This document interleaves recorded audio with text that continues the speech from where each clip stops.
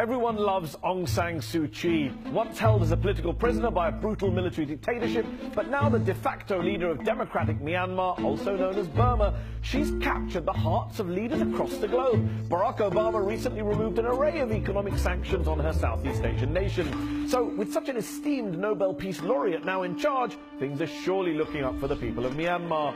Well, not all of them. Certainly not the Rohingya Muslims who live in that country, victims of ethnic cleansing and maybe even genocide. Yes, for years the Rohingya of Myanmar have lived basically as an underclass, most of them stateless. They've been terrorized by groups of violent Buddhists who wrongly labeled them illegal Bengali immigrants, and more than 120,000 of them have been forced into camps. The government doesn't even recognize the name Rohingya. But you know who else doesn't recognize the Rohingya? That's right, Aung San Suu Kyi. Not only was she accused of cowardice for refusing to call them by their name and criticized by the Dalai Lama, among others, but she since demanded that the US government not use the name Rohingya either.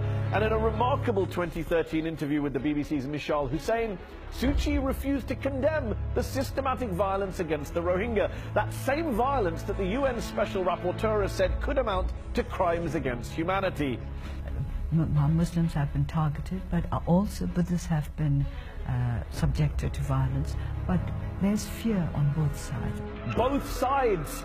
Last time I checked, it wasn't Burmese Buddhists who were being confined to camps where they were slowly succumbing to starvation, despair and disease. And it wasn't Buddhists who were raped by soldiers at gunpoint during the violence that flared in Rakhine this October. Incidentally, it was later reported that Suu Kyi left that BBC interview muttering, "No one told me I was going to be interviewed by a Muslim." Charming. Now, defenders of Suu Kyi argue that her hands are tied by an all-powerful military elite. They also point to the new advisory commission her government set up, chaired by Kofi Annan no less, and basically tasked with ending the violence and promoting peace. But here's the thing, some local politicians are already refusing to cooperate with it. And while Annan can give recommendations, his commission has no power to enforce those recommendations. As part of her struggle against her country's military rulers, Aung San Suu Kyi spent 15 years in detention.